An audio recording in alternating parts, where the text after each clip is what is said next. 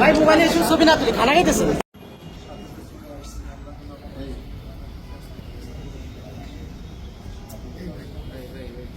ছবি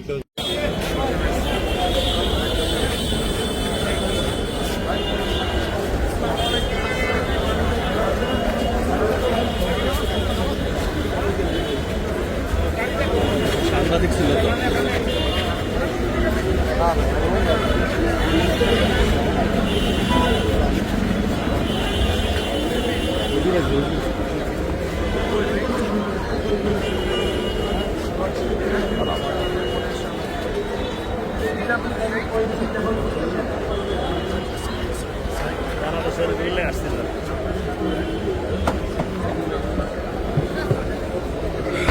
বিচার হওয়া দরকার এবং আমি সবাইকে অনুরোধ করব, প্রশাসনকে অনুরোধ করব যেন উত্তপ্ত পরিবেশ সৃষ্টি হওয়ার আগেই এটা তদন্তের ভিত্তিতে আসামিদেরকে গ্রেফতার করা হোক এবং বিচারের আওতায় আনা হোক।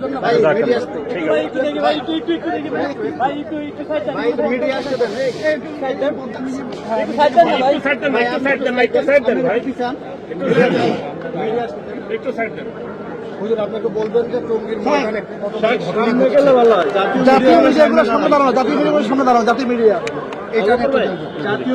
আমি মনে করি এটা সাবাইদের কাজ, যেরকম জঙ্গে জামালের মধ্যে সাবাইরা উভয় গ্রুপের মধ্যে আক্রমণ করেছিল।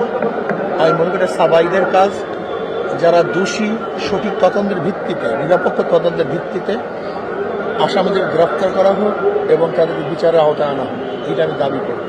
এবং আমি চাই যে সরকার ভূমিকা রেখে এই উভয়ের মধ্যে সমাধানের যে পদ্ধতি আছে সেই পদ্ধতি অ্যাপ্লাই করার মধ্যে সুস্থ তদন্তের ভিত্তিতে সবাইকে সুন্দর একটা জীবনযাপন করার এবং দিনে দাওয়াত দেওয়ার একটা ব্যবস্থা করা। দেশবাসীর মধ্যে কিন্তু আমরা সবাই জানি যে তাবলীগ তারা দাওয়াতি কাজ করে, ইসলাম প্রচারের ভূমিকা রাখে। তো সেক্ষেত্রে এরকম একটা ঘটনা এটাকে মুসলিম সমাজের জন্য, দেশবাসীর জন্য কোনো খারাপ বার্তা দিচ্ছে কিনা? আমি তো আগেই বলছি এটা সাবাইদের কাজ। যেরকম জঙ্গে জামালে উভয় পক্ষ ঘুমিয়েছিল, সাবাইরা রাত্রে উভয় পক্ষের উপর আক্রমণ করেছে। আমি মনে করি এটাও সাবাইদেরই কাজ, এটা ইসলামের দুশ্মনরা এই কাজটা করেছে।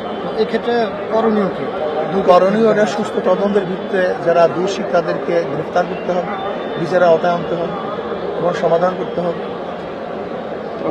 দুই পক্ষের জন্য আপনার কোনো বার্তা আছে কিনা? উভয় পক্ষকে সহনশীল হতে হবে এবং আমি মনে করি মারামারির মধ্যে সমাধান না, বরং আপোসের মধ্যে বৈঠক করে সমাধানের চেষ্টা করবো। যার যদি ত্রুটি আছে হক্কানি ওলামাই কেরাম যে নির্দেশনা করবেন সেই নির্দেশ অনুযায়ী যদি চলতে পারি তাহলে এটা সমাধানের ব্যবস্থা আমাদের কোনো সমাধান হবে। আচ্ছা, এই ঘটনার যে বিষয়গুলো যদি আপনি কি কি জেনেছেন এই তথ্য?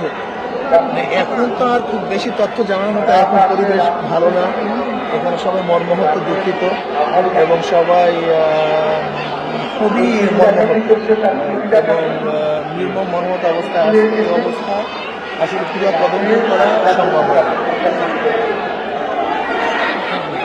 জাতীয় তারা যে এই কার্যক্রম বর্ণনার মধ্যে তাদেরকে বলা হচ্ছে, আপনারা কি মনে করছেন আসলে? নিহত হওয়া, শহীদ হওয়া, আমি বলছি যারাই দোষী তাদেরকে বিচারের আওতায় আনা উচিত, যারাই দোষী তাদের। আমরা সবাইকে ধন্যবাদ।